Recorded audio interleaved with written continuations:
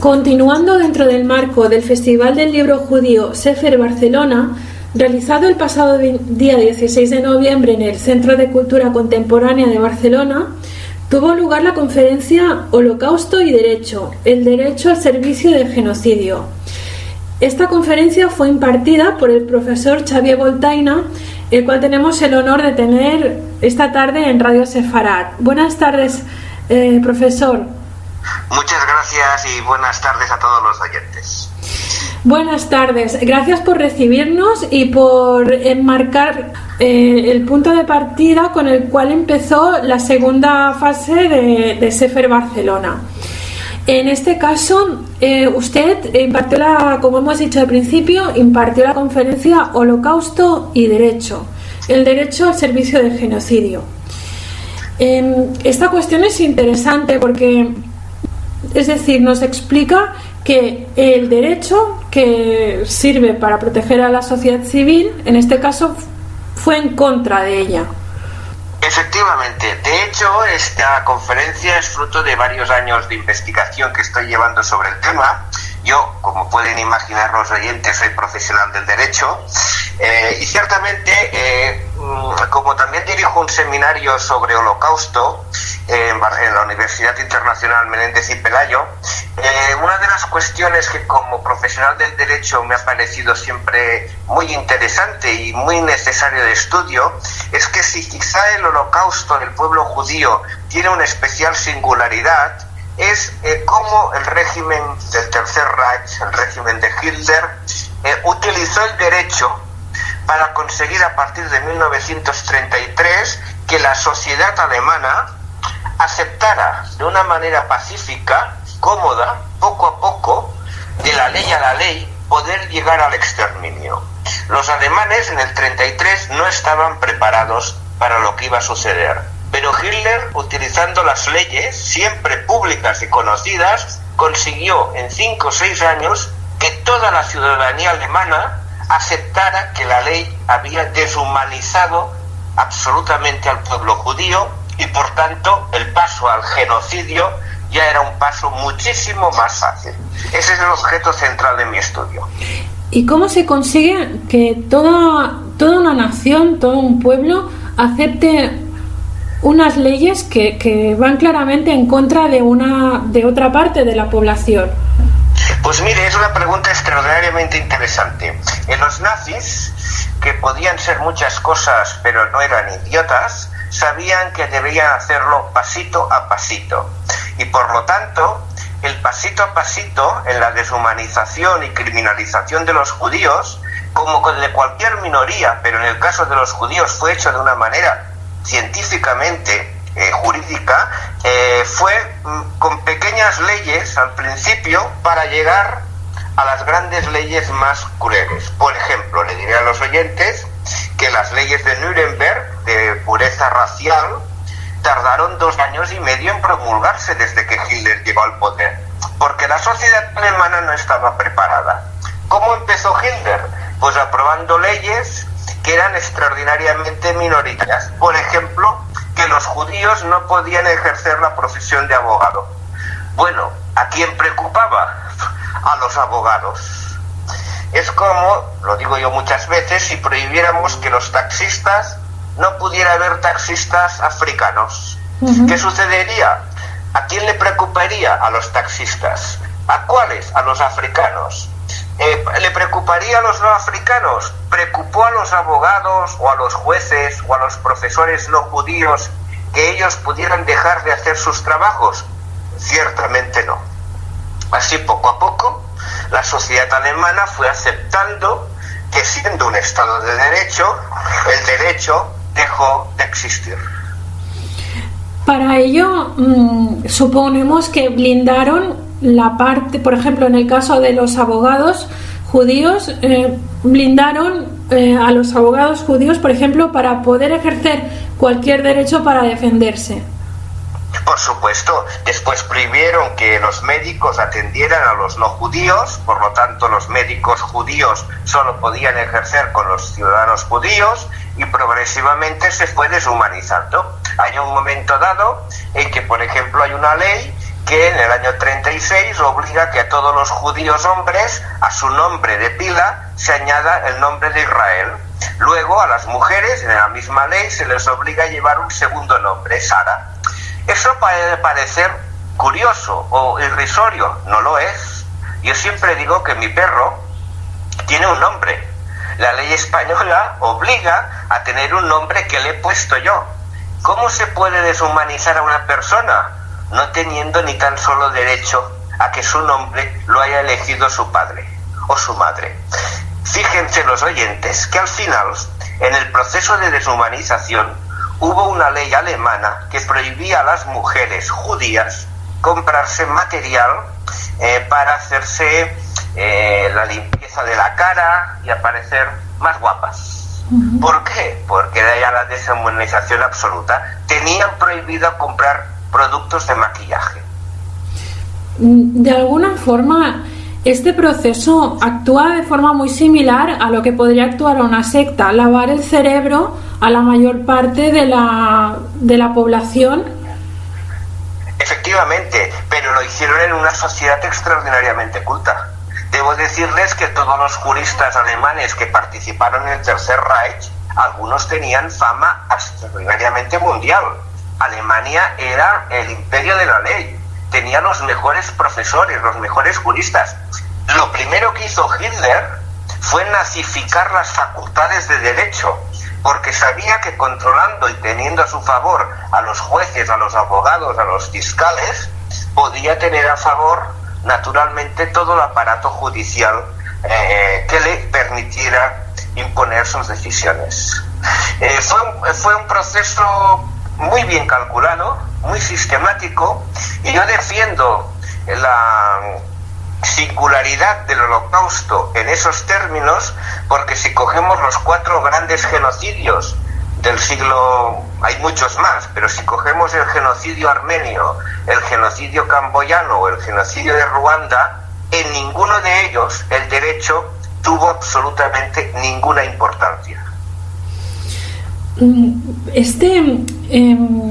Como usted indica, esto se elaboró de una forma minuciosa y bueno, se podría decir de una forma muy inteligente, siempre sí. Desde el punto de vista de la maldad absoluta. Pero esto, para haber hecho una maquinaria tan precisa y tan horrorosa a la vez, ¿se sirvieron de algún precedente anteriormente o fue el primer caso donde se dieron estas circunstancias? Es decir, ¿fue la etapa de la historia donde se milimetró este tipo de jugada? No, en absoluto. La respuesta sería sí y no. No desde la perspectiva que los alemanes, el Tercer Reich, porque debo insistir en que todos los ciudadanos alemanes, todos conocían estas leyes. No hay nadie que pueda decir que no sabían que a los judíos por ley se les prohibió, por ejemplo, jugar ajedrez. Una cosa curiosa, sí. Pero no tan curiosa, porque los nazis consideraban que el ajedrez era un juego intelectual, muchos judíos jugaban al ajedrez, por lo tanto se les deshumanizaba. No lo es desde la perspectiva que hay un referente histórico muy importante que conocemos, España. La expulsión de los judíos españoles en 1492 se hizo desde la ley. Es más, el decreto de expulsión dio un plazo de 2 meses para expulsar a los judíos, para que vendieran sus propiedades, e incluso les permitió la salvación convirtiéndose al cristianismo. Y de hecho la Inquisición no perseguía legalmente a los judíos, sino a los criptojudíos, porque ya no quedaban teóricamente judíos. Y la Inquisición organizó tribunales judiciales para castigar a los judíos. Lo que sucede, y es importante, es que creo que referirse a la España del 1500 o 1600 no tiene valor, porque en el año 1930 estamos hablando de las democracias liberales que existían en el Reino Unido, en Francia, en Italia, etcétera, que evidentemente se ven envueltas en la vorágine de la que acabaría siendo la Segunda Guerra Mundial. Por tanto, el uso del derecho por los nazis, ellos aprendieron de la España inquisitorial, pero naturalmente lo adaptaron a un modelo específico ya del siglo XX, con leyes, parlamento, grupos políticos, etcétera, etcétera. Por lo tanto, la respuesta es sí, pero la respuesta es no. Ellos realmente es el primer país en el siglo XX, en el siglo en donde ya el derecho se considera una pieza fundamental de la democracia, en donde usan el derecho para conseguir su finalidad. Y la forma en que lo ejecutaron fue muy precisa y muy estricta, no había flexibilidad bajo ningún concepto, no se salvó. Bueno, fue tan estricta en que, por ejemplo, les puedo decir a los oyentes cuestiones absolutamente surrealistas. Por ejemplo, la ley de Nuremberg prohibió las relaciones sexuales entre los judíos y los que denominaban población aria. Pues muy bien, los tribunales tenían un problema, que era el sexo. Por lo tanto, hay sentencias, incluso de los años 42 y 43, cuando ya el Reich va a perder la guerra, en que los tribunales intentan determinar qué es una relación sexual, porque para los alemanes continuaba siendo muy importante que el exterminio de los judíos fuera hecho de acuerdo con la ley. No obstante, me gustaría que los oyentes tuvieran una pequeña aclaración que yo creo que es fundamental. Estoy hablando del uso del derecho en lo que denominaríamos la Europa occidental. En Alemania, luego en la Francia de Vichy, ocupada, en la Francia ocupada, en Holanda, en Dinamarca, pero sobre todo en Alemania. El derecho no existió para el exterminio de los judíos de Polonia, Rusia, Bielorrusia, Ucrania, en donde se consideraba que ya no eran seres humanos en absoluto y por lo tanto el genocidio fue directamente sin aplicar ninguna ley. Hablo del derecho utilizado para exterminar a los propios alemanes, fundamentalmente. ¿Y por qué? Es decir, nada en este periodo de la historia se puede entender desde una perspectiva racional, porque lo que ocurrió está claro que fue una salvajada, pero ¿por qué tanta maldad contra el pueblo judío? ¿Por qué aplicar de forma tan cruel todas estas leyes que eran, como usted bien ha indicado, llegaban al absurdo y a un extremo que, bueno, es surrealista casi?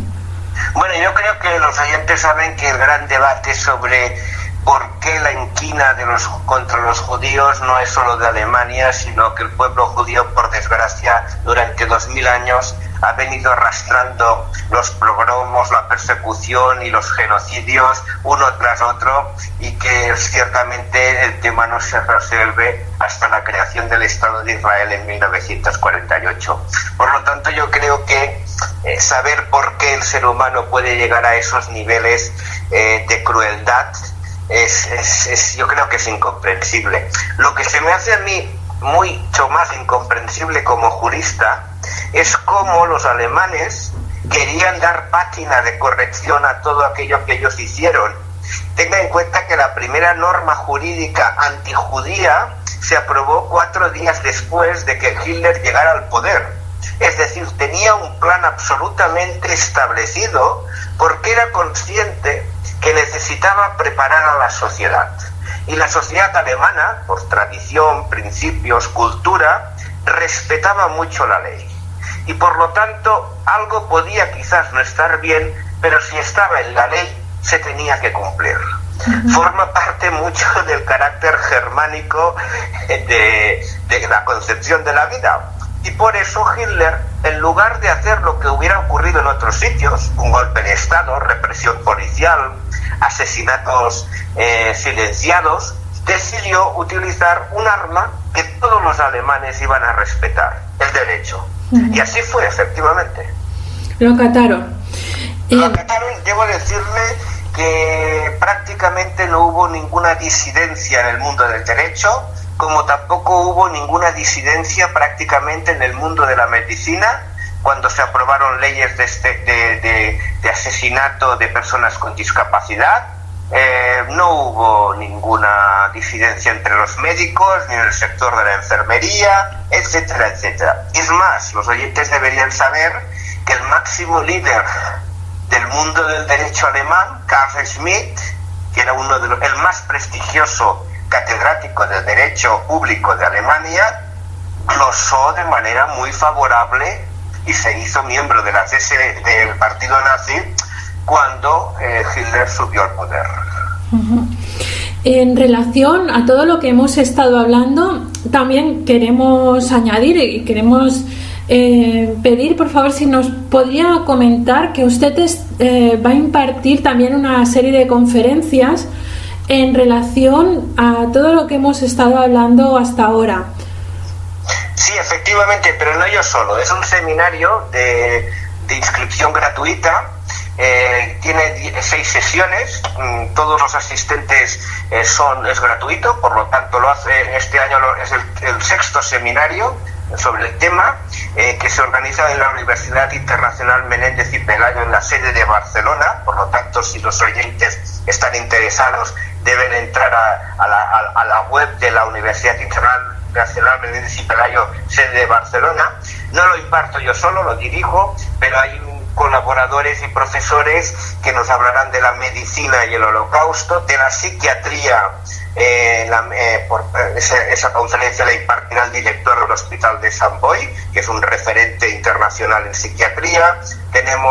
Hablaremos del genocidio de Armenia, del genocidio de Camboya, hablaremos del antisemitismo, hablaremos por parte del periodista Eduardo Martín de Pozuelo la conexión entre el nazismo y franquismo y el antijudaísmo.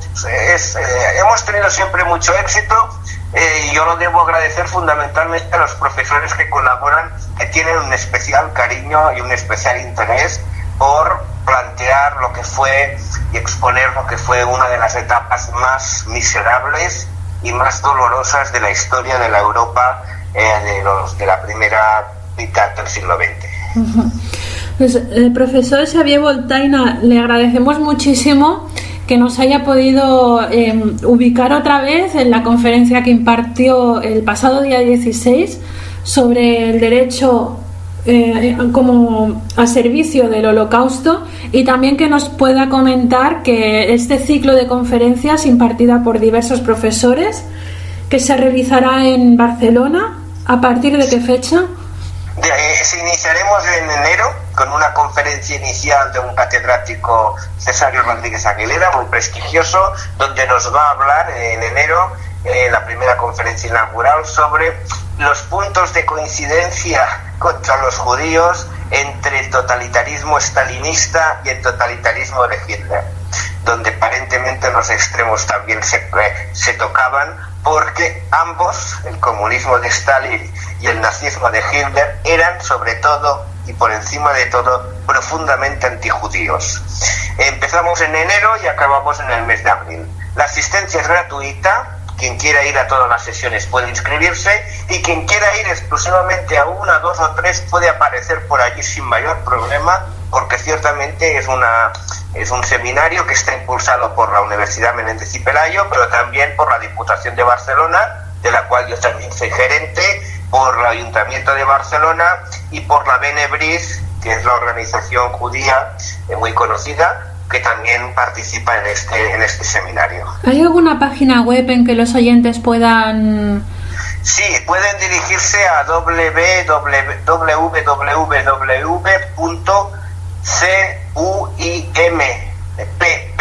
o sea, Consorcio de la Universidad Internacional Menéndez y Pelayo Barcelona, CUIMPP.cat, de Cataluña, CAT. Si teclean allí, verán directamente que ahí se anuncia el seminario. Perfecto. Muchísimas gracias, profesor Boltaina, por haber